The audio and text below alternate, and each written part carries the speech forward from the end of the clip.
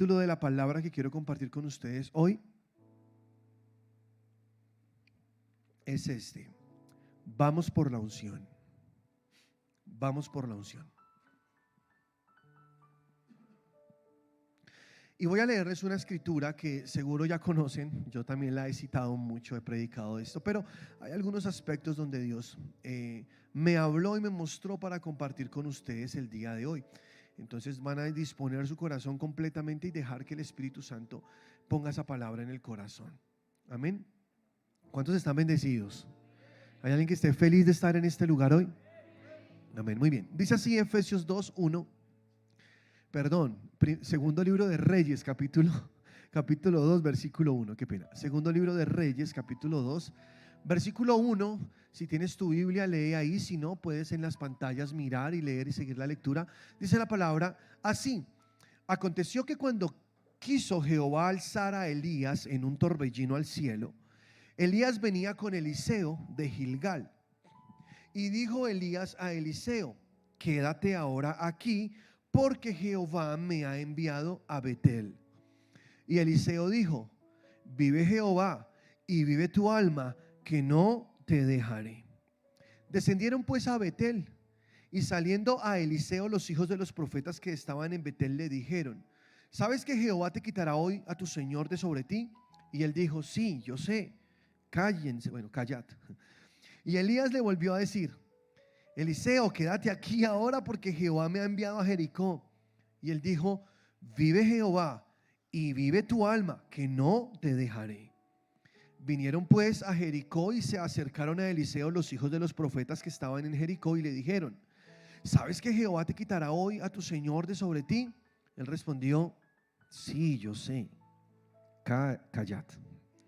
Y Elías le dijo: te ruego que te quedes aquí, porque Jehová me ha enviado al Jordán. Y él dijo: vive Jehová y vive tu alma, que no te dejaré. Fueron pues ambos y vinieron 50 varones de los hijos de los profetas y se pararon delante a lo lejos. Y ellos dos se pararon junto al Jordán. Tomando entonces Elías su manto, lo dobló y golpeó las aguas. Las aguas se apartaron a uno y a otro lado, y pasaron ambos por lo seco. Cuando habían pasado, Elías dijo a Eliseo: pide lo que quieras que haga por ti antes que yo sea quitado de ti. Y dijo Eliseo: te ruego que una doble porción de tu espíritu sea sobre mí. Él le dijo: cosa difícil has pedido. Si me vieres cuando fuere quitado de ti, te será hecho así, mas si no, no. Y aconteció que yendo ellos y hablando, he aquí un carro de fuego con caballos de fuego apareció a los dos, y Elías subió al cielo en un torbellino. Viéndolo, Eliseo clamaba: Padre mío, carro de Israel y su gente de a caballo. Y nunca más le vio. Y tomando sus vestidos, los rompió en dos partes. Alzó luego el manto de Elías que se había caído, y volvió y se paró a la orilla del Jordán, y tomando el manto de Elías que se le había caído, golpeó las aguas y dijo: ¿dónde está Jehová, el Dios de Elías?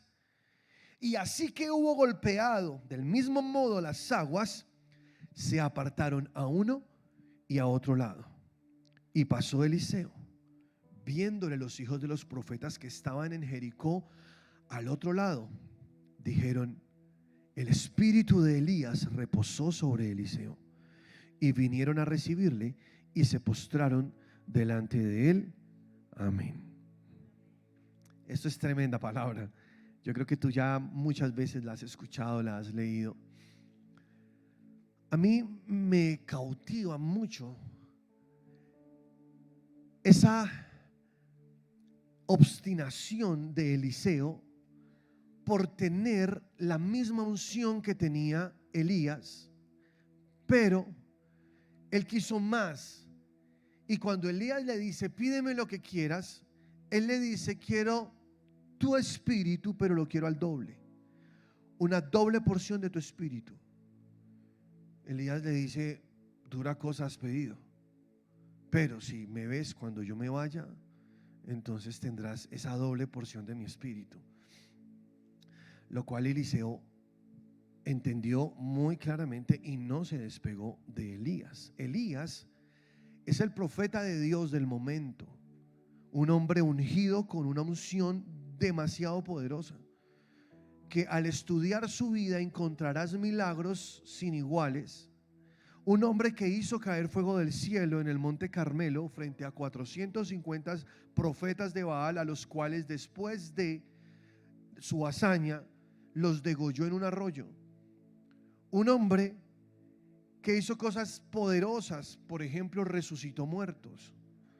Eliseo, su ayudante, que lo observaba en lo que hacía como ese ministro de Dios en la tierra, quería lo mismo que tenía Elías. Era su señor, era su referente, era quien le decía o le mostraba, le ponía el modelo de cómo ser en esta tierra y poder ser ese vaso de honra en las manos de Dios. Entonces Eliseo tenía algo claro en la vida. Él quería la misma unción que tenía Elías, pero la quería al doble. Insistió tanto que la obtuvo, y cuando estudias la historia verás que tal cual como lo pidió, lo recibió. Doble unción recibió, el doble de milagros de Elías hizo Eliseo. Fue impresionante lo que hizo Eliseo en esta tierra. Tanto que después de muerto la unción reposaba sobre sus huesos. Que hace unos días les hablé de eso. Había una guerra, los huesos de Eliseo estaban en su tumba y llevaban una persona muerta cargándola. El ejército enemigo los perseguía y por no dejarse alcanzar soltaron el muerto, y dio la casualidad que cayó donde estaban los huesos de Eliseo, y al tocar los huesos de Eliseo, en ese mismo momento cuando tuvo contacto el muerto con los huesos, el muerto resucitó. O sea, la unción que tuvo Eliseo fue una cosa de locos, un nivel altísimo, y él quería esa unción, él luchó por esa unción, aun cuando Elías le decía: quédate acá, no me sigas, tengo que ir a otro lugar. Y la respuesta de él fue insistente, de la misma manera, las 4 veces: vive Jehová, vive tu alma, que no te dejaré. Y habían voces que le decían que no fuera, pero él seguía hacia adelante. Los hijos de los profetas, porque Elías tenía una escuela de profetas grande en la época, fue un hombre muy influyente, fue un hombre muy importante en la historia del pueblo de Dios, aunque tenía el odio también del rey Acab y la esposa, la reina Jezabel. Pero él siguió adelante, era un espíritu superior lo que tenía Elías. Y Eliseo dice: yo quiero eso, yo quiero la doble porción de ese mismo espíritu que tú quieres.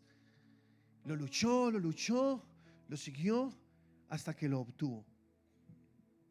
Dice la historia que acabamos de leer que ellos inicialmente estaban en Gilgal, un lugar llamado Gilgal. Ya les voy a hablar un poquito de eso. Quédate acá, me voy porque tengo que ir hacia Betel. Y entonces le dice Eliseo: no, vive Jehová, vive tu alma, no te dejaré. Y se fue con él. Luego entonces estaban ahí en Betel y le dijo: quédate acá, ahora sí necesito ir hacia Jericó. Y él le dice: vive Jehová, vive tu alma, no te dejaré. Y se fue con él hasta Jericó. Y entonces cuando estaba en Jericó le dijo: ya, de verdad quédate acá, necesito ir hacia el Jordán. Y le dijo Eliseo: vive Jehová y vive tu alma, que no te dejaré. Y se fue con él hasta el Jordán. Y después de cruzar el Jordán fue que ocurrió lo de el arrebatamiento de Elías. Él es uno de los 2 hombres en la Biblia que nunca murió. El otro fue Enoc. Eliseo nunca murió. Eliseo fue llevado por ángeles al cielo. Dice la palabra que llegó una carroza de fuego con caballos de fuego. Elías se subió al carro de fuego, y cuando en un torbellino subía el manto de Elías, lo tomó Eliseo. Y entonces él, al tener ese manto, él supo que había algo poderoso allí, se devolvió al Jordán e hizo lo mismo que hizo Elías. Eliseo tomó el manto, golpeó las aguas, donde está el Dios de Elías, y al golpear las aguas se abrieron y comenzó a ocurrir lo mismo. Los hijos de los profetas que observaban dijeron: el mismo espíritu de Elías reposó sobre Eliseo. El espíritu se transfiere. Lo que quería Eliseo era la unción. Pero ¿qué tenía esa unción que la hacía tan especial? Es evidente. Cuando la unción está, las cosas sobrenaturales pueden acontecer de una manera natural. Cuando la unción está, el corazón se aviva, se enciende una pasión. La unción es algo muy importante en la vida de un hijo de Dios. Ungir o unción significa untar, derramar aceite para protección. También significa escoger. Es también sinónimo de empoderamiento. Eso es lo que significa ungir. Y se toma de una vieja costumbre de los pastores de ovejas que con aceite hecho con una fórmula especial basado en el aceite virgen de la aceituna, cuando la sacaban de ahí, exprimían esa aceituna y sacaban ese aceite y lo ponían en la oveja para que esa oveja estuviese inmune de todos los bichos que habían por ahí, piojos, garrapatas, todo eso que hacía daño a la oveja. Entonces el pastor, ¿qué hacía? Para que esos parásitos no se le pegaran a sus ovejitas, la llenaba de aceite su cabeza. Y entonces ellas no podían entrar acá. Y por eso cuando hablamos bajo la luz del nuevo pacto de esa unción, ese aceite, que Dios tomó ese modelo para hablar acerca de lo que hace con su Espíritu Santo sobre nosotros, que es derramar ese aceite, ese Espíritu sobre nosotros para que estemos untados de Él, untados literalmente, cosa que cuando los bichos vengan a tocarnos, a dañarnos, a enfermarnos, no puedan. Porque en este mundo hay sin número de demonios que están detrás de cada hijo de Dios tratando de destruirlo, de matarlo, de enfermarlo, de robarlo. Es el objetivo de Satanás con sus demonios. Él vino a robar, a matar y a destruir. Pero cuando tú tienes la unción, entonces el maligno no puede tocarte. Él resbala porque tú estás untado del Espíritu Santo. ¿Sí estás conmigo? Por eso la unción era algo que deseaba Eliseo. El que tiene la unción tiene un poder superior, porque la unción hace algo en ti, y es que estimula tu deseo de obrar. O sea, te estimula para hacer con pasión algo que antes para ti era trabajoso. La unción en ti ardiendo es un poder para vivir la vida que Dios te pide de una forma más sencilla, más fácil. Porque no te desgastas tratando de cumplir con los requerimientos de Dios desde tu humanidad, sino que ahora usas de un poder directamente enviado del cielo, y desde ese poder tú caminas en la vida que Dios te pide vivir. Por eso la unción es fundamental para un hijo de Dios. Y yo parto con estas palabras para continuar con lo que sigue. Un día escuché al pastor Pablo Ramírez en una clase que recibí de él en las escuelas de Rema, que dijo esto. Escuchen. Él dijo: la salvación es gratis, pero la unción es muy costosa. La salvación es gratis por la obra de nuestro Señor Jesucristo en la cruz del Calvario, no por tu obra, por la obra de Él. Estamos de acuerdo con eso, ¿verdad? Pero la unción hay que luchar para conseguirla. La unción hay que buscarla al igual que Eliseo, y estar ahí y no despegarse del ungido de Dios, que es nuestro Señor Jesucristo. Porque Elías en este caso es tipo de nuestro Señor Jesús, a quien seguimos y de quien recibimos esa unción. Y es muy parecido, porque Jesús dijo: ahora ustedes podrán hacer cosas mayores de las que yo hago, dijo Jesús cuando partió y se fue a la morada del Padre, porque Él dijo: es necesario que yo me vaya. Y es que si Jesús se quedaba acá en esta tierra, Él no podía vivir en el corazón de todos, porque Él retomó su cuerpo y Él vive corporalmente hoy. Pero Él dijo: me voy, es necesario que me vaya, pero les dejo mi espíritu, el cual estará en ustedes, dentro, y con ustedes sobre todos los días hasta el fin del mundo. Y me voy a prepararles casa, porque en la casa de mi Padre hay muchas moradas. Pero luego volveré y os tomaré a mí mismo, y donde yo esté, ustedes también estarán. Aleluya. Esas son las palabras de nuestro Señor Jesucristo, el que tiene la unción, de quien fluye el aceite, a quien seguimos. Como Eliseo seguía a Elías y no se despegó de él, así nosotros tenemos que estar pegados a Jesús, seguirlo, no despegarnos de él, porque de él sale la unción que necesitamos. Esa unción que también, cuando comienza a hervir en el corazón, ya no hay forma de detenerte. La unción comienza a hervir, es como un fuego que se enciende, y eso te impulsa a seguir. Ya luego se vuelve más fácil creer que no creer. Porque la unción convierte la fe pasiva en una fe activa. La unción hace que tu fe deje de ser una fe académica y se convierta en una fe que arde. Eso hace la unción.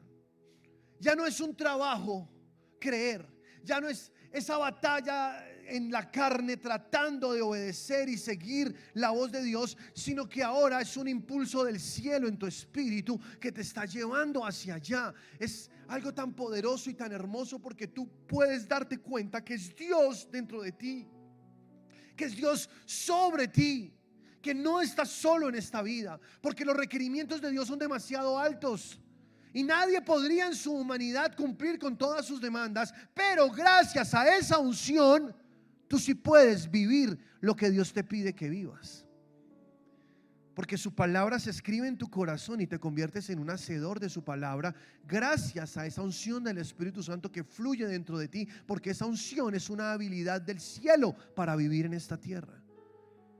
Eso es la unción. Y cuando les digo el título de este sermón, vamos por la unción, es porque quiero que tú te apersones de esto y te pongas en el lugar de Eliseo y digas: yo voy a hacer lo que hizo Eliseo. Voy a ir por esa unción hasta donde me toque. Voy a perseguirla porque necesito ese doble espíritu sobre mi vida. No me quiero conformar con lo que ya pasó. No me quiero conformar solo con las enseñanzas de Elías. No quiero conformarme con lo que vi que Elías hizo, con lo que me enseñaron en esa escuela de profetas. No, yo quiero vivir, hacer, experimentar, hacer que mi vida sea una evidencia de lo que Dios dice en su palabra. Yo quiero eso. Yo no sé si tú quieres eso. Para eso necesitas estar lleno de esa unción. La unción es algo maravilloso. La unción hace que tu fe no sea presunción. La unción hace que tu fe sea acción, porque es algo que te lleva, como te lo dije, te impulsa a apoyarte en la verdad del cielo, aunque estés en un mundo terrenal lleno de limitaciones. Porque ¿qué pasa? Cuando tú caminas en ese poder del Espíritu Santo, en esa unción, tú cuentas ahora con las habilidades de Dios en ti. Y entonces tú comienzas a ver la vida desde una perspectiva diferente, desde donde ve Dios. Dios ve desde arriba, Dios no ve desde abajo. Cuando tú estás abajo, las montañas son muy grandes, pero súbete a un avión, ¿cómo se ven las montañas? Pequeñitas, ¿sí o no? Cuando tú estás en tu humanidad, tú ves los problemas gigantes, pero cuando tú te subes al nivel de Dios, cuando tú dejas que el Espíritu te eleve en esa dimensión, comienzas a ver que tus problemas son muy pequeños. No porque los problemas hayan cambiado de tamaño, sino porque ahora estás viendo que Dios es mucho más grande que esos problemas. Porque estás más cerca de Dios, ves más grande a Dios. Es cuestión de perspectiva. Si tú te alejas de Dios, lo verás muy pequeño, pero entre más te acerques, más grande lo verás. Y entre más cerca esté metido en su corazón, verás que es eterno, que es infinito, que no existe algo que lo pueda contener, y que cuando estás metido en él ya no existen límites para ti, porque cualquier cosa en este mundo se deshace ante su presencia, porque tiene un nombre más grande que cualquier otro nombre, porque cuentas con la unción del cielo que está en ti. Ese era el secreto de David. Un día leí la historia de David cuando se enfrentó a Goliat. La leí una vez, la leí otra vez, la leí varias veces y dije: este man no tiene miedo. En ningún momento de la historia aparece David dudando de lo que va a hacer, en ninguno. Lee la historia y verás. Y la volví a leer. Jamás lo veo dudando o batallando con su incredulidad, no, jamás. Él todo el tiempo, de principio a fin, estaba seguro que mataría a ese gigante. Y cuando sus hermanos le dijeron: vete a casa, ¿qué haces acá? Sabemos cómo eres tú. Él no le importó esas palabras de las personas que lo conocían, sino que siguió, porque su deseo era matar a ese gigante. Él sabía que lo iba a matar, todo el momento lo supo, todo el tiempo lo supo. Saúl mismo, el rey, le dijo: pero tú, ¿cómo vas a enfrentarte a ese gigante? Y él decía: no, ¿quién es ese filisteo incircunciso que se atreve a desafiar los escuadrones del Dios viviente? Lo acabaré. Y luego se le para David, un muchachito, sin armadura, sin espada, sin un casco protector, sin un escudo, solamente con una cauchera en su mano, 5 piedras lisas en su mochila, sin una armadura. Se enfrenta a un gigante mucho más grande que él, armado hasta los dientes, con un escudero, con jabalina, con espada, que cuando el gigante lo ve le dice: ¿es que tú crees que yo soy un perro o qué? Pero David lo mira y le dice: hoy daré tu carne a las aves del cielo y te cortaré la cabeza. Y ni siquiera tiene una espada en su mano. O sea, ¿qué tenía ese muchacho? Yo quiero eso. O sea, yo quiero ese nivel de fe que arde al punto de que no hay espacio para la duda, que no hay espacio para el temor. Yo quiero ese nivel de fe. Entonces le dije: Señor, yo quiero esto. Yo quiero tener la fe de David. Dime qué es lo que tenía David. Y el Espíritu Santo me llevó a ver que David tenía algo, y era la unción. Él había sido ungido, y dice la palabra claramente que una vez fue ungido, el Espíritu de Dios reposó sobre David. Y eso era lo que hacía que su fe fuera de ese nivel. Con razón Eliseo quería esa unción. Por eso luchó y buscó la manera de estar presente para poder tomar esa unción. Y es que hay mucho más acerca de esto, porque cuando tú lees en la palabra de Dios lo que significa o lo que te da la unción, rápidamente te voy a nombrar algunas cosas. Por ejemplo, en Isaías 61:1, no lo lean, solamente se los digo: el Espíritu del Señor está sobre mí porque me ha ungido para predicar, y comienza a nombrar la lista de cosas que hace esa unción. Podemos ahí decir que la unción es poder de Dios para predicar. La unción es poder de Dios para sanar. La unción es poder de Dios para liberar, para exhortar, para consolar, para transformar y para edificar. Imagínate. O sea, si tú tienes la unción, puedes hacer lo que sea. Lo que sea. Si tú ves luego en Primera de Juan, en el capítulo 2, versículo 27, verás que la unción te enseña. O sea, la unción se convierte en tu maestra. No tendrás necesidad de que te enseñen, porque la unción misma te enseñará todas las cosas, dice el versículo. O sea, ya se convierte en tu profesora, la unción. O sea, ella te va a mostrar en el momento exacto lo que tienes que hacer. Te dirá qué hacer y cómo es la decisión, porque la unción es el Espíritu Santo ahí, clarito, hablándote con voz muy clara para que tú puedas entenderle. En Salmos 45, versículo 7, dice que la unción te da alegría, que la unción te alegra. Entonces, cuanto más unción, más felicidad. Entonces, por algo Eliseo quería esa unción, ¿no? Nos gusta ser felices. Nadie quiere estar deprimido. Nadie quiere estar viviendo en esas tristezas inexplicables. Todos queremos vivir en esa paz y esa alegría que solamente da Dios. Cuando tú tienes la unción, esa unción es óleo, dice, es óleo de alegría. Eso dice este versículo, Salmos 45, 7. También en Levítico 8:12 dice que la unción te santifica. O sea, más unción, vas a ser una persona más santa para Dios. En Salmos 23:5 dice que la unción hace rebosar tu copa. Unge mi cabeza con aceite, mi copa está rebosando. Y entonces el bien y la misericordia me seguirán todos los días de mi vida, y en la casa de Jehová moraré por largos días. O sea, la unción es algo que te llena hasta rebosar. Y es que uno necesita ser lleno hasta rebosar. ¿Por qué? Porque cuando tú eres lleno hasta rebosar, entonces tienes una medida extra para dar a otros. Si tu copa no rebosa, vas a estar muy limitado para ayudar a otros. Pero cuando la copa rebosa, tú estás regándote, estás dándole a más personas lo que Dios te ha dado. Eso hace la unción. También dice Salmos capítulo 92, versículo 10 al 15, que la unción te hace fuerte y la unción te hace florecer. Con unción tú estás fuerte, con unción tú floreces. En Isaías 10:27 dice que la unción te quita las cargas y te pudre todos los yugos. Cualquier carga la unción te la quita, te hace liviano. Y la unción pudre los yugos. Esos yugos que te amarran, que te están atando, cuando hay unción, todo eso se pudre. También dice la palabra en Hechos 10:38 que la unción te da poder para hacer milagros y para sanar a los oprimidos. Gloria a Dios. Y en Salmos 133, 1 al 3 dice que la unción fluye en la congregación,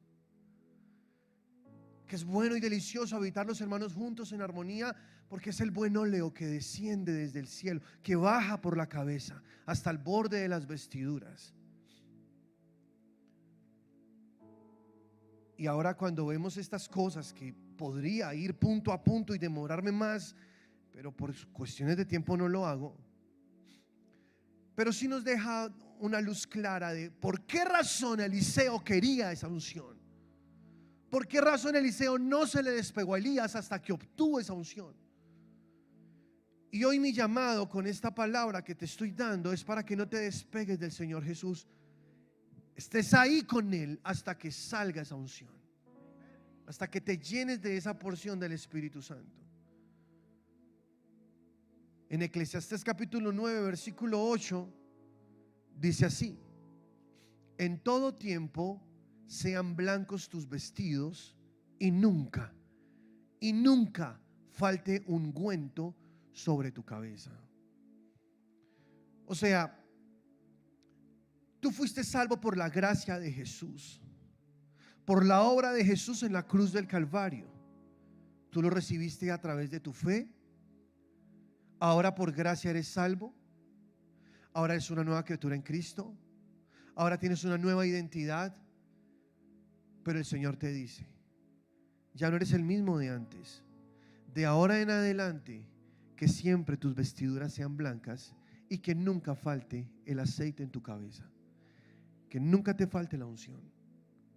Entonces, si Dios nos está invitando para que nuestro crecimiento con Él, desde que empezamos con Él en adelante, estemos siempre recibiendo ese aceite fresco en nuestra cabeza, ese aceite, esa unción que nos libra de los demonios, que nos libra de tantas cosas, estar untándonos constantemente de nuestro Señor, porque eso significa unción, untar. Es porque es algo fundamental en la vida de un hijo de Dios. Por eso mi consejo es: no vayas sin la unción. Necesitas más de la unción del Espíritu Santo para vivir, para todo. Esto es algo de tu día a día, es tu aceite que te da vida. Eso es lo que hace la unción. Pero ¿cómo ser ungido? En Salmos 45, versículo 7, dice la palabra de Dios así: has amado la justicia y aborrecido la maldad, por tanto te ungió Dios, el Dios tuyo, con óleo de alegría. Has amado la justicia, escucha, y aborrecido la maldad. Por eso Dios te ungió con óleo de alegría, más que a tus compañeros. Y sabemos que este es un versículo mesiánico, pero recuerda que la misma unción de Cristo es la unción que tú tienes disponible. ¿Sí sabías eso? El mismo Espíritu que levantó de los muertos a Jesús es el mismo Espíritu que vivifica tu cuerpo mortal. Es el mismo Espíritu. Y acá dice la palabra que Él fue ungido porque amó la justicia y aborreció la maldad. Claro, cuando tú amas la justicia y aborreces la maldad, la unción comienza a fluir mucho mejor. Pero si tu corazón está allá en el mundo y no con Dios, y amas más las cosas del mundo, las injusticias, la maldad, muy difícilmente ese aceite va a fluir en ti. Y es por eso que entonces hay una carencia de poder. Aunque seas cristiano y profeses el nombre de Cristo y lo tomes como tu bandera donde te identificas con Él, si no hay unción, entonces no hay poder. No hay poder manifestado. Porque es muy diferente que Dios esté en un lugar a que Dios se manifieste en ese lugar. Es muy diferente. La palabra describe eso como la gloria de Dios. La gloria de Dios es cuando Dios se manifiesta. Porque sabemos que Dios está en todo lugar. Él es omnipresente, pero no en todo lugar se manifiesta. Pero cuando Él se manifiesta, entonces es cuando lo sobrenatural acontece, cuando cosas que de pronto en un momento nos pareció imposible que pasaran, ahora comienzan a pasar, y es porque el Espíritu Santo está ahí presente, está haciendo fluir ese aceite, y cuando el aceite fluye, entonces comienza a pasar todo esto. Pero quiero llevarte por el paseo que dio Eliseo con Elías para llegar hasta el punto en el cual la unción se pasó a él. Todo comenzó en Gilgal. Dice la palabra de Dios donde leímos que estaba Eliseo con Elías en Gilgal, y Elías le dijo a Eliseo: quédate acá porque tengo que ir a Betel. A lo que respondió Eliseo: no, vive Jehová y vive tu alma que no te dejaré. Y lo siguió. Gilgal es un lugar muy importante en la Biblia. Gilgal significa círculo de piedras o rodar. Y presta atención, porque en lo que vamos a ver en los siguientes minutos vamos a encontrar secretos para nuestro crecimiento en Dios, para avanzar. Porque muchos cristianos se quedan en Gilgal, no avanzan ni a Betel, no avanzan a Jericó, no avanzan al Jordán, y por eso nunca se ve la manifestación del Espíritu Santo. Gilgal era un lugar de campamento donde años atrás había entrado el pueblo de Dios a conquistar la tierra prometida por mano de Josué. Moisés murió en el desierto, él no pudo entrar a la tierra prometida. Josué toma el mando y se van, cruzan el Jordán y llegan a la tierra prometida, y lo primero que pasa es que pisan Gilgal. Ahí hacen un campamento, se establecen por un periodo de tiempo, no toda la vida, un tiempo mientras duró la conquista. Ellos estuvieron en ese lugar llamado Gilgal. ¿Ok? Y es en Gilgal donde parte la historia que leímos al iniciar nuestra predicación, donde Elías le dice a Eliseo: quédate aquí y yo voy. Pero Eliseo le dijo: no, vive Jehová y vive tu alma que no te dejaré. Pero Gilgal tiene otras cosas que son bien chéveres para analizar, para estudiar. Porque ahí mismo fue donde Josué restauró el pacto de la circuncisión con el pueblo de Dios. Dios le dio a Abraham mucho antes la circuncisión como señal de su pacto, que consistía en retirar el prepucio del hombre para que hubiese una identidad, una marca que simboliza quitar la carne, ¿no? Quitar la carne. Esto, bajo la luz del nuevo pacto, lo que quiere decir es: la circuncisión espiritual, dice Pablo, es la que es del corazón, cuando la carne es quitada del corazón. Cuando Josué estaba con el ejército, antes de comenzar a pelear las batallas que tenían que pelear, él hizo esto y fue circuncidar a todo el pueblo, porque se había olvidado eso. Hace mucho tiempo no lo hacían. Pero él recibe la dirección de Dios y él dice: para pelear necesitamos estar circuncidados, porque con carne es muy difícil ganar las batallas. Escucha, préstame mucha atención, porque cristianos pierden batallas porque viven con carne. Entonces, cuando tienen que enfrentar las batallas, esa carne pesa y no pueden ganar. Y no es que Dios los haya abandonado, no es que no haya funcionado la palabra de Dios. Lo que pasa es que si no quitamos la carne, no podremos avanzar. Dios quiere que ganemos. Josué le dijo al pueblo: santificaos, porque Dios hará maravillas con nosotros mañana, le dice al pueblo. Y cuando están en Gilgal, quita el prepucio de ellos, lo cual tú y yo debemos tener hoy muy claro, porque camino a esa unción todo comienza desde Gilgal. Conocemos a Cristo, entendemos que cruzamos el Jordán, lo cual significa ese nuevo nacimiento. Llegamos a una nueva vida con Cristo. Ahora Dios, en lo primero que va a trabajar en ti es en comenzar a retirar la carne de ti, para que tú estés liviano.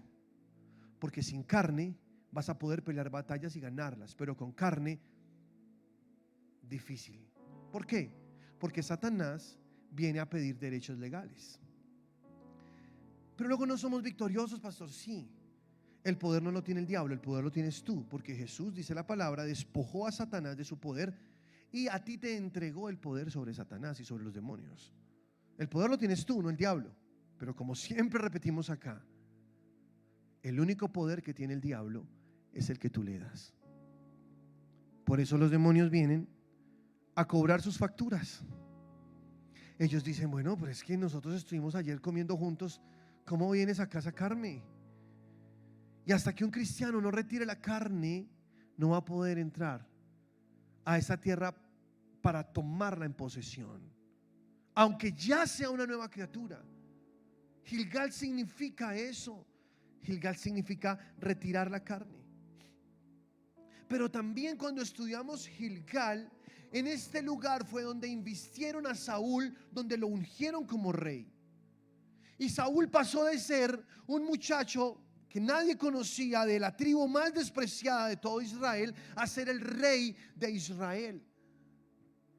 Entonces lo que pasa cuando llegamos a Cristo y estamos en ese punto donde la carne está siendo retirada, donde nos estamos limpiando de contaminación, es que ahora necesitamos descubrir nuestra nueva identidad en Cristo. Porque dice la palabra que ahora en Cristo Jesús todos somos reyes y sacerdotes. Dice la palabra, y reinarán en vida. Ahora tú eres un rey en esta tierra, tú puedes gobernar. Y no es que estés usurpando el lugar de Dios, no. Lo que pasa es que ahora perteneces a un reino espiritual, un reino invisible que está operando en este momento, que es el reino de la luz. Tú ya no perteneces al mundo, ahora perteneces al reino del Hijo de Dios. Y desde ahí tú tomas una posición y dices, como soy rey, ya no voy a comportarme como lo que era antes. Ahora tengo que ponerme encima siempre, no debajo. Ahora tengo que tomarme autoridad en Cristo Jesús. Y cuando hablo de esto, hablo es espiritualmente, no que lo haga sobre las demás personas. Es un mundo espiritual. Entonces también Gilgal nos habla de esa nueva identidad en Cristo que necesitamos conocer y desarrollar, descubrir, tener la revelación de quiénes somos en Cristo, de qué tenemos en Cristo y de qué podemos hacer en Cristo, lo cual es demasiado. También en Gilgal se levantó un altar de piedras como recordatorio, un altar visible donde todo el mundo pasaba y veía. Cuando tú comienzas en Cristo, ya te comienzas a ser visible al mundo como una persona diferente, como un hijo de Dios. Y yo creo que ya personas que te conocen, reconocen en ti que ya no eres el mismo que antes. ¿Sí o no? Si no se han dado cuenta de eso, pues algo está mal. Porque se supone cuando alguien llega a Dios ya nunca más será la misma persona. Todo comienza un cambio. Porque es un altar visible, la gente ve, dice, uy, es que este antes le gustaba hacer esto, ya no. Y muchos se van a incomodar por eso, pero no importa. Porque tú estás comenzando una vida con Dios. Estás avanzando con Dios. Pero otra cosa que pasó en Gilgal, que es la que más me gusta, fue, de acuerdo a Josué 5, 8 al 15, no lo leas, solamente te lo cuento, pero tú lo puedes mirar en casa después. Cuando ellos llegaron a Gilgal, el pueblo de Israel, después de pasar un desierto de 40 años, se establecen allí como un campamento, y al siguiente día dejó de caer maná del cielo. Venían acostumbrados a que todos los días había maná que llovía del cielo y comían, pero ya no. Ahora estaban en la tierra prometida. Ahora ellos tenían que ir a buscar su propia comida. Ahora ellos tenían que desarrollar su fe. Ahora tenían que comenzar a caminar diferente, porque estaban en la tierra que fluía leche y miel. Y Dios dijo, el maná era para el desierto. Ahora tienes que ir a buscar tu leche, tu miel. Tienes que salir a conseguirla. Y esto nos habla de un lugar donde comienza a vivir el cristiano en fe, porque la vida con Dios ahora es en fe. Tú ya no eres el que eras antes, y quiero que tengas esto muy claro, porque antes tú dependías del trabajo en el cual te pagan un sueldo y con él vives. Entonces decías, uy, aquí yo vivo, aquí le hago. No, ahora que eres cristiano ya no. Escúchame, ya la fuente no es el trabajo, ya la fuente no es el jefe, no es el sistema, ya la fuente no es el familiar. Ahora la fuente es Dios, y aprendes a depender de Dios. Pase lo que pase, sabes que Dios te sostendrá. Sabes que es Dios quien está contigo, si lo crees o no. El evangelio de Dios es por fe, se revela por fe, como está escrito: mas el justo por la fe vivirá. Y un hijo de Dios debe entender esto, que cualquier fuente aparente de recurso económico o de lo que sea que Dios esté usando es apenas un canal. La fuente es Dios. Y si se cierra ese canal, tranquilo, Dios abre otro. Y ahí es donde se juega nuestra fe. Ya no te cae el maná del cielo. Ahora tienes que ir y creer, porque Dios a ti te abrirá caminos donde no sabes que están. Dios abrirá ríos en el sequedal. Dios pondrá fuentes que tú ni te imaginaste que estaban ahí, para que entiendas que tú ya no eres una persona ordinaria como antes lo eras. Ya no perteneces a este mundo. Ahora eres un hijo de Dios. Ahora quien te sostiene es Dios. Tú trabajas, tú haces lo que tienes que hacer, eres honrado, eres diligente en tu trabajo, constante, etcétera. Todo lo que la Biblia enseña que debes hacer, pero con la claridad en tu corazón de que quien te sostiene a ti es Dios. El camino del justo comienza con fe, se mantiene en fe y termina en fe. Sin fe es imposible agradar a Dios. Ahí te levantas y dices: bueno, Señor, ya, yo confío en ti, yo creo en ti. Y que hubo una pandemia y que viene otra pandemia y que pasa lo que pasa, que una depresión económica, que las cosas se ponen mal. A un hijo de Dios no debería preocuparle eso, porque un hijo de Dios sabe que confía en el proveedor, y su proveedor es Dios. ¿Lo crees o no? Yo creo esto. Entonces, estando en Gilgal, donde, fíjense, la carne, te quitas la carne. En Gilgal es donde tomas tu identidad en Cristo. En Gilgal es donde aprendes a caminar en fe, a depender de Dios. Eso pasa en Gilgal. Entonces Elías le dice a Eliseo: ya, quédate acá, me voy, tengo que irme, voy para Betel. Eliseo le dice: no, vive tu alma, vive Jehová, vive tu alma, que yo no te dejaré, yo voy contigo donde tú vayas. Bueno, se fueron los dos. Ahí va ese insistente. Ese insistente es el que alcanza la unción. Ahí llegó ahora y entraron al segundo lugar, que se llama Betel. Y Betel significa casa de Dios. Tremendo. Aquí hay cosas poderosísimas, porque en Betel fue el lugar donde Abraham construyó su altar por primera vez cuando llegó a Canaán. Fue el inicio, fue como cuando las promesas de Dios llegaron, donde él puso un altar y dijo: te creo, Señor, aquí voy a hacer mi casa, esta es la tierra que tú me darás, y yo creo que así es. También en Betel permaneció el arca del pacto por un tiempo importante, que habla de la presencia de Dios, ¿no? Conocer más acerca de esa presencia de Dios. También en Betel fue donde Eliseo fue burla de 42 muchachos que le dijeron: calvo, sube, calvo, ¿se acuerdan? Que unos osos salieron y los devoraron en Betel. Y es donde Eliseo tomó una autoridad y fue determinado, y entonces también Dios comenzó a manifestarse de esa manera. Pero en Betel fue donde Jacob durmió y Dios le habló en un sueño. La historia está en Génesis 28:10 al 22, lo puedes leer en casa. Josué soñó, puso una piedra de cabecera y vio en su sueño una escalera que veía de la tierra al cielo, y ángeles subían y bajaban por ella. Esa escalera es tipo de Jesús, sabemos, porque es lo que unió el cielo con la tierra, nuestro Señor Jesucristo, que abrió un camino para ir al cielo. Y entonces Jacob duerme y ve esa visión, y Dios le da una palabra: te bendeciré, te daré toda esta tierra a ti, te daré generaciones, te daré bendición. Y comienza a corroborar lo que antes había dicho a su padre Isaac y que antes había dicho a su padre Abraham. Y le dice: la promesa está vigente, haré esto contigo, te bendeciré. Y comienza a hablarle Dios tremenda promesa. Jacob despierta y lo único que tiene es una piedra dura donde había dormido. Toma esa piedra y derrama aceite sobre la piedra, la unge y dice: este lugar es terrible, esto es casa de Dios y puerta del cielo, será llamado Betel. Y ahí es desde donde se conoce aquel lugar como Betel. Y dice: creo en lo que me dijiste, Dios, y si tú me bendijeres, te seguiré, estaré contigo, y de todo lo que tú me des el diezmo apartaré para ti. Fueron las palabras de Jacob. Betel es un lugar de determinación, es un lugar de decisiones concretas, de ser radicales en la vida.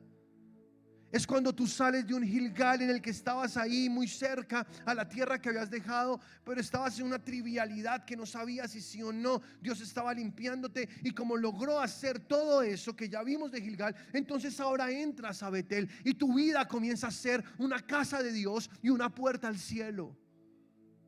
Ahora ya eres una persona determinada, ahora ya sabes para dónde vas. Ahora ya sabes que no estás jugando, que esto es serio y que te metiste a esto y esto es para siempre, porque el camino con Dios comenzó un día, pero nunca terminará. Es por la eternidad. Determinados con Dios. Dios quiere gente radical, personas que tomen decisiones y se mantengan en ellas, y no de aquellos que están fluctuando por los problemas, por las adversidades, porque el mundo les coquetea. Entonces están en un tire y jale, y eso es horrible. Dios dice: ya no más con eso. Dios quiere gente determinada. ¿Estoy o no estoy? En Apocalipsis, en la carta que Jesús le envía a la iglesia de la Odisea, dice: por cuanto no eres ni frío ni caliente, sino tibio, te vomitaré de mi boca. Porque si hay algo que a Dios le molesta, es la tibieza espiritual. Y es que hoy día estamos viviendo en una generación donde ya los cristianos ven el cristianismo como una moda, mas no como la vida zoe de Dios en ellos. Y soy cristiano, sí, uy, súper, yo voy a la iglesia. De verdad, ¿y dónde te congregas? En tal. Uy, yo también, yo voy a tal. Uy, qué chévere. De verdad, sí, qué bacano. Pues me pego mis rumbiaditas, pero pues igual, Dios me ama y no pasa nada. No, igual, pues yo me acuesto con mi novia, tú sabes, todos lo hacen, no pasa nada. Pero igual soy cristiano, o sea, voy a la iglesia, no pasa nada. Y se volvió el cristianismo en eso. Qué triste, ¿no? Porque lo que Dios quiere es que tú seas determinado, que tú sí seas sí, que tú no seas no. O eres o no eres.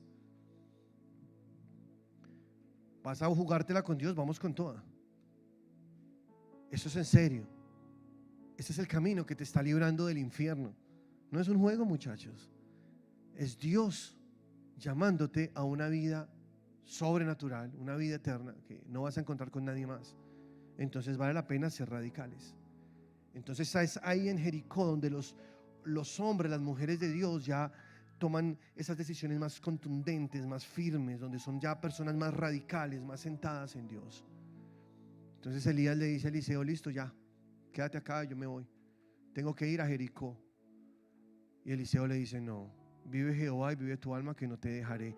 Y se pegó a Elías y se fue para Jericó con Elías. Y llegan a ese tercer lugar que se llama Jericó.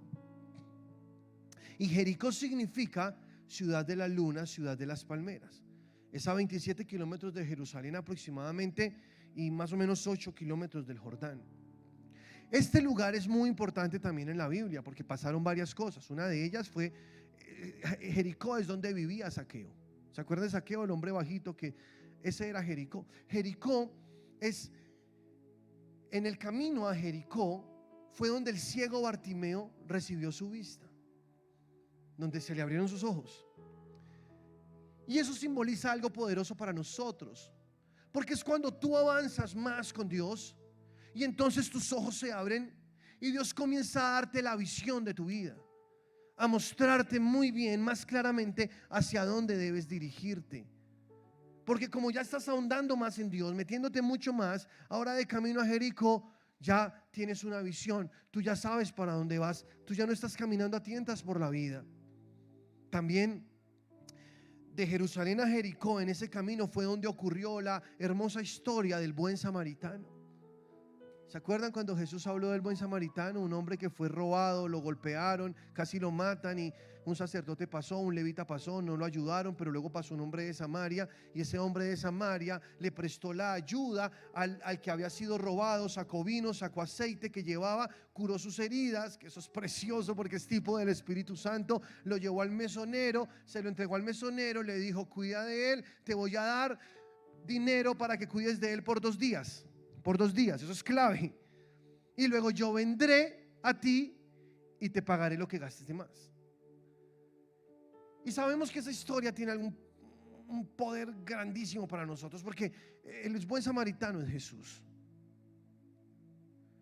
Y esas personas heridas que están en el camino, que Jesús viene, sana, restaura, entonces se las trae el Señor al mesonero y le dice: cuida de ella.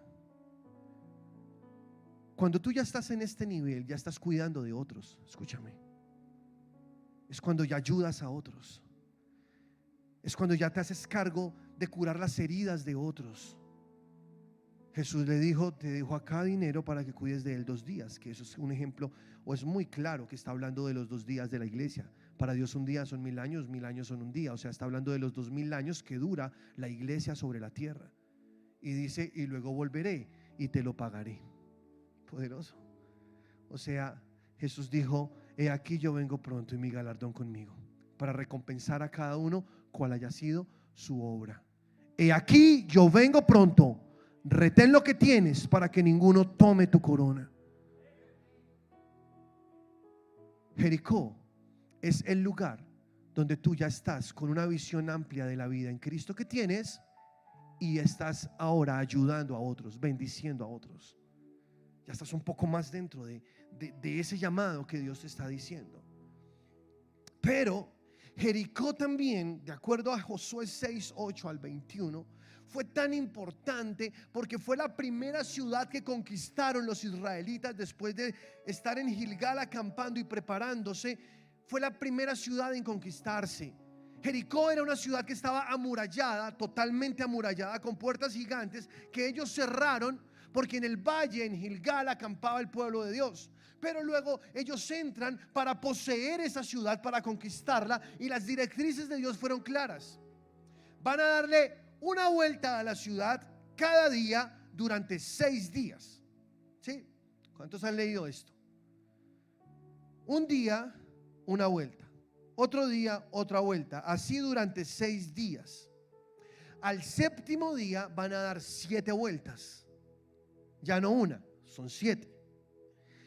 Y Josué les dice: no digan nada. Vamos a dar las vueltas en silencio mientras suenan los cuernos nomás. Nadie diga nada. Eso es clave también. ¿Por qué? ¿Qué hubiera pasado si se les hubiera permitido hablar? Ahí, mientras dan las vueltas, seguramente su boca hubiese dañado lo que Dios quería hacer. Porque eso que estaban haciendo no tenía ni sentido, piénsalo. Darle vueltas a una ciudad, un pueblo desarmado, un pueblo que venía de un desierto, enfrentándose a gigantes que vivían en aquel lugar. Una muralla gigantesca que los historiadores dicen que por encima de la muralla podía transitar una carroza de caballos. Era un muro muy grueso. Y ahora un poco de hombres ahí, de personas dándole vuelta a una ciudad, todos los días una vuelta. Yo creo que los miraban desde la muralla decían: ¿y estos qué están haciendo?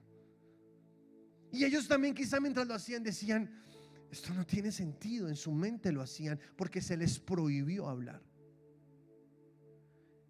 Claro, muy claro. Porque cuando tú te estás enfrentando a hacer esas cosas que a veces no tienen sentido, a veces las cosas que Dios nos dice, cómo las hagamos, parecen raras, parecen extrañas, pero es su forma de actuar. Dios es un Dios que cambia sus métodos, pero jamás sus principios. Y sus métodos van cambiando de acuerdo a la batalla que estemos enfrentando. Y Dios dice: hoy es de esta manera, mañana es de esta. Eso sí, nunca cambies mi palabra. Eso es clarísimo. Y ellos daban la vuelta. Y yo creo que se mordían la boca porque querían decir cosas: estamos haciendo el oso, esto es ridículo, esto no va a funcionar.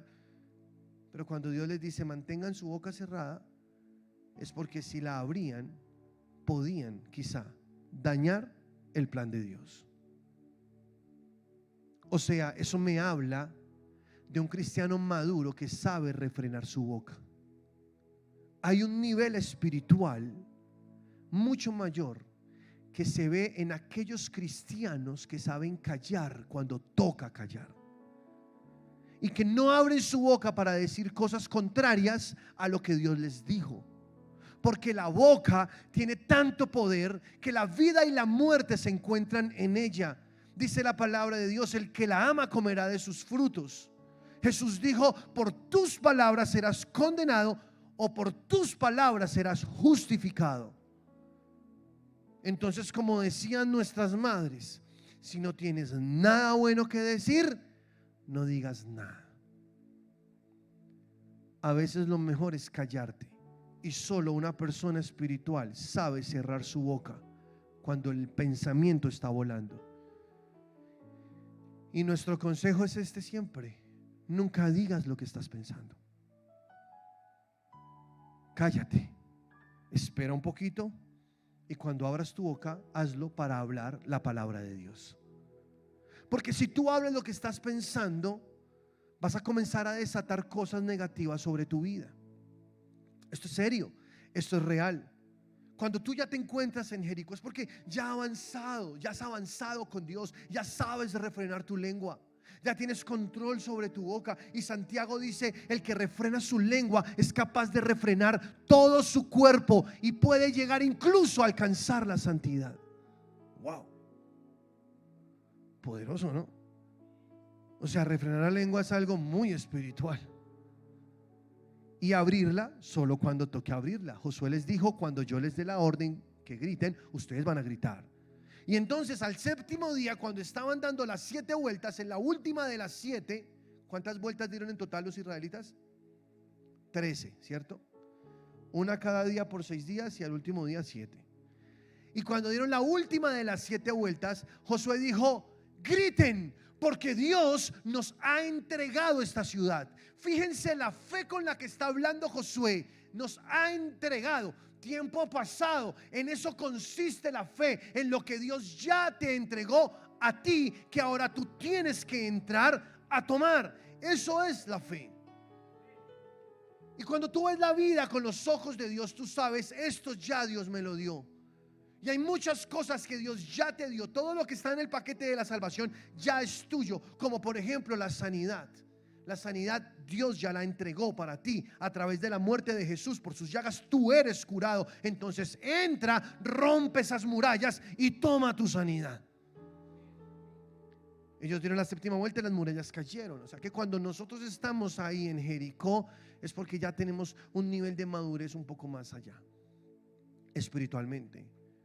Y le dice Elías a Eliseo: ok, quédate acá. Ahora sí, de verdad, ya tengo que ir al Jordán.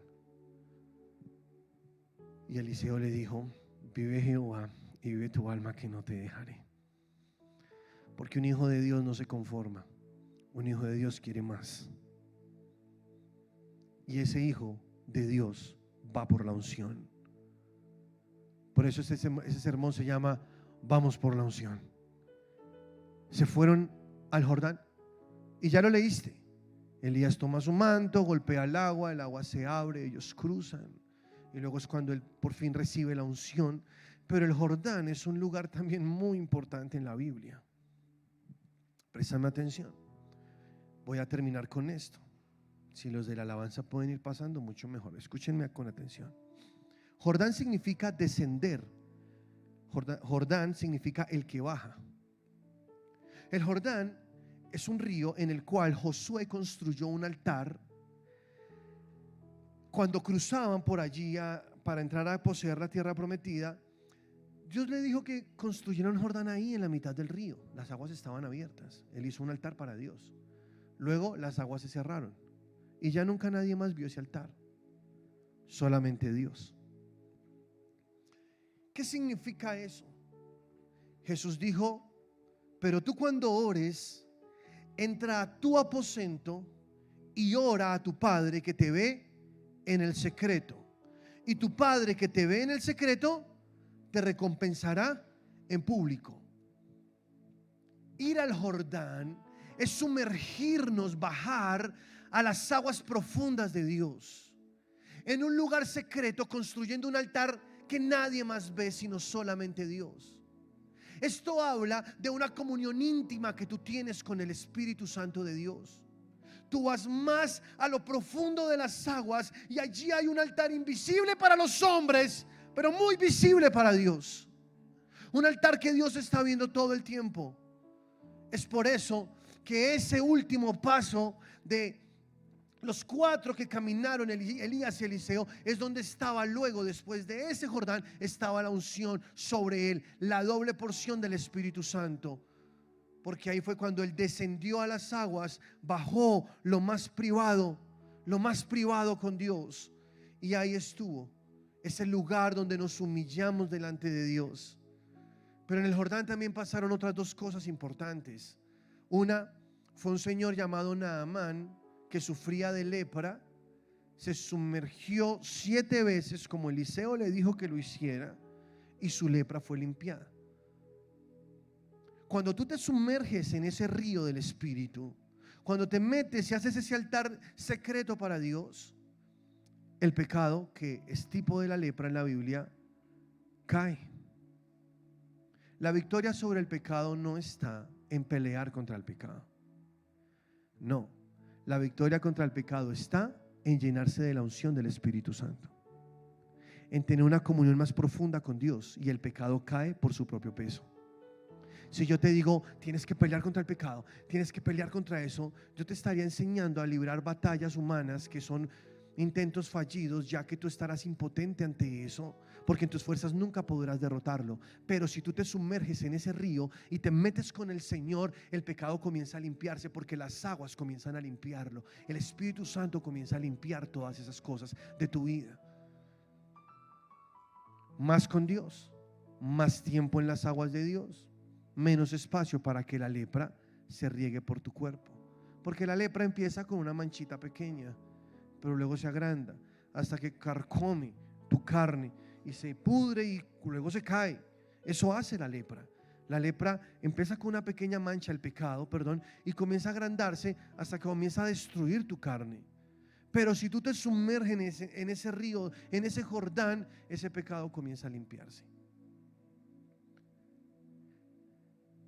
Y lo último es que fue allí donde Jesús fue bautizado por Juan. Un día Jesús llegó donde Juan,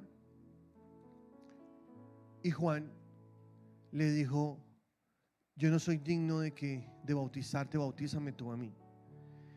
Y Jesús le dijo: no, bautízame tú a mí, porque es necesario que se cumpla toda justicia. O sea, Jesús se bautizó no porque necesitara bautizarse. Jesús es santo, santo, santo. Jesús se bautizó porque él vio necesario obedecer a Dios en todo lo que Dios decía. Así que cuando hablamos del Jordán, hablamos de una vida en obediencia a Dios, que es, el nivel espiritual que Dios quiere que todos tengamos. Obedecer a Dios es el camino al éxito, porque obedecer a Dios es seguir todo lo que Él dice, como Él lo dice, aunque esto vaya en contra de lo que yo quiero o de lo que yo haya creído mucho tiempo. Pero ahí es donde está la respuesta. Un día, el último y gran día de la fiesta, Jesús se puso en pie y dijo: el que cree en mí, como dice la Escritura, de su interior correrán ríos de agua viva. Ojo, el que cree en mí, como dice la Escritura, no como dice la televisión, no como dicen tus amigos, no como tú piensas que debe ser. No, Jesús dijo: el que cree en mí, como dice la Escritura, como está acá. Es la manera correcta de creer en el Señor. Cree en el Señor como está acá, y entonces de tu interior correrán ríos de agua viva. Y ahí es donde comienza el Espíritu de Dios a manifestarse. Y esa unción que pudre todo yugo es derramada sobre ti, y podrás experimentar y vivir en esa vida sobrenatural que Dios te da. Por favor, ponte sobre tus pies, iglesia.